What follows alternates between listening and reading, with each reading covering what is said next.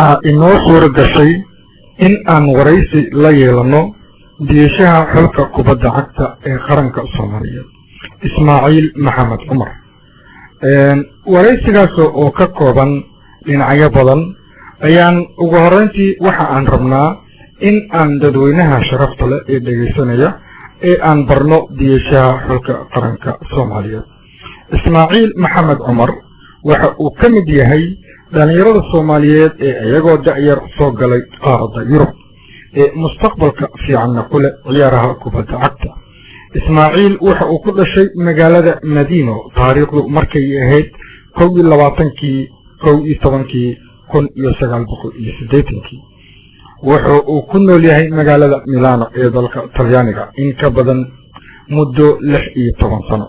wuxuu ilaa yaraantiisa jeclaa in uu noqdo ciyaartooy weyn ee u safta naadiyada waaweyn.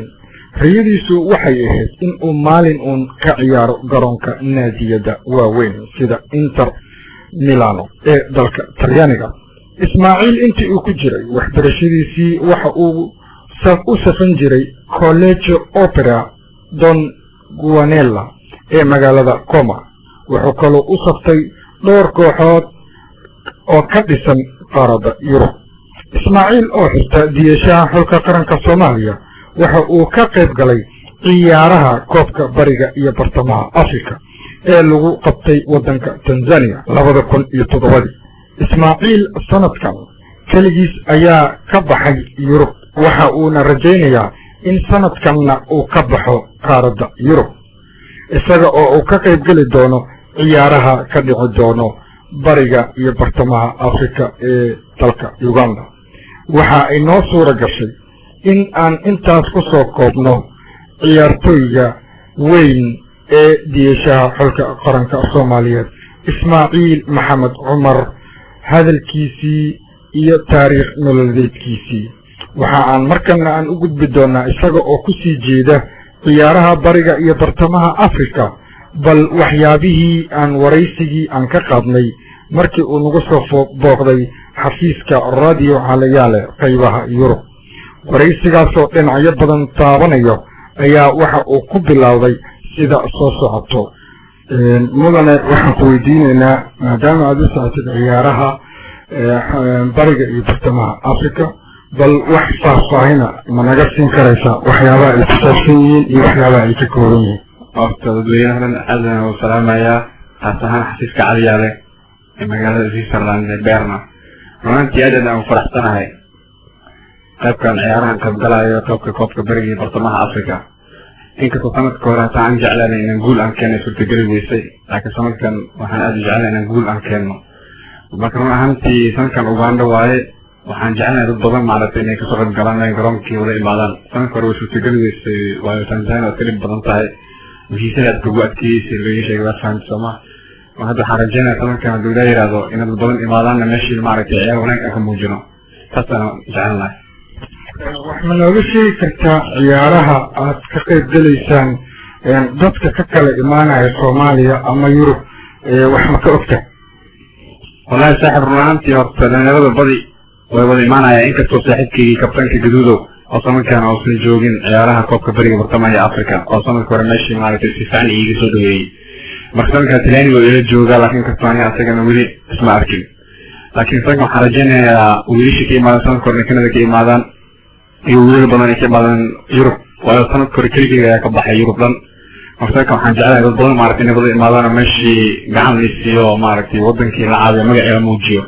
marka aniga waxaan diyaar u nahay markastoo maaragtay niyadda ay jeceshahay inay Soomaaliya horumar ay gaarto dhinaca isboortiga. marka waxyaalaha badan hadda aan rajaynayno waxay tahay sanadkan hadda aniga ogahay inay wiilashii hore inay imaanayaan iyo wiilka Mareykanka laga sheegay. laakiin waxaa jirin aan maqnahay oo hadda run ahaantii aad aan xumahay waxda kabtankii sanadkan manala joogo gaduudow. waxaan kaloo rabnaa inaan ku weydiino bal aad nagu sheegto rajo intee la eg ayaad ka qabtaa ciyaarahan in aad ka gaarteen kaalimaha ugu firfircoon kaalinta koowaad labaad saddexaad rajo intee la eg ayaad ka qabi kartaa?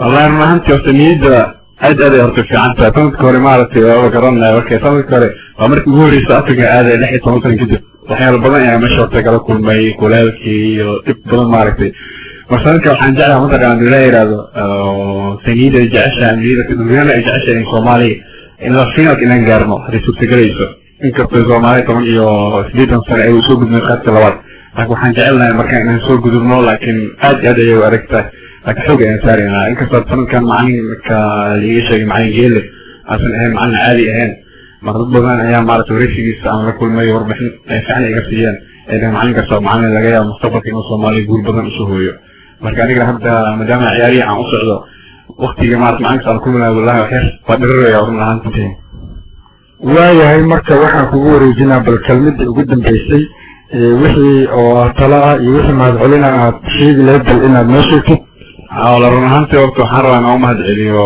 journalistaadka dhan oo Soomaaliyeed iyo dadweynaha iskale website-ka dhan maaragtay oo sanadka si fiican maaragtay qaas ahaan iga wada hadleen oo hadleen maaragtay my history soo geliyeen qaranka Soomaaliya si fiican aga hadleen oo dadweynaha maaragtay sportiga meesha xaalad wadanka ka maray ay soo bandhigaan qaas ahaan website oo wada badiyay mar oo maaragtay inaad hal magac kaliya aan sheego laakiin waxaan maadula uma dhacinayaa dhammaan kulli wixii oo website ah qaas ahaan Universal TV ayagana taasi fiican soo dhaweeyeen marka dhamaantii dadweynaha waxaan leeyahay sanadkan guulo ay rajeynayna waa mahadsantahay anagana waxaan la kulmaynahay kusoo dhawow website alayaale إن شاء الله تعالى. أوكي وحن إننا جينا حلقة قرنك الصوماليات نقول إن كستو وضع أدك مانت الصومالية أي حالة دي كجستو رنتي أد موجسين كالين آدي آد وقرح بلل إذنكو وضع يا مانت الصومالية كجستو كتر جماعية وأد موجينيسان عالم في الصوماليات إن عالم كمال والجنة كمال أسكاقادتين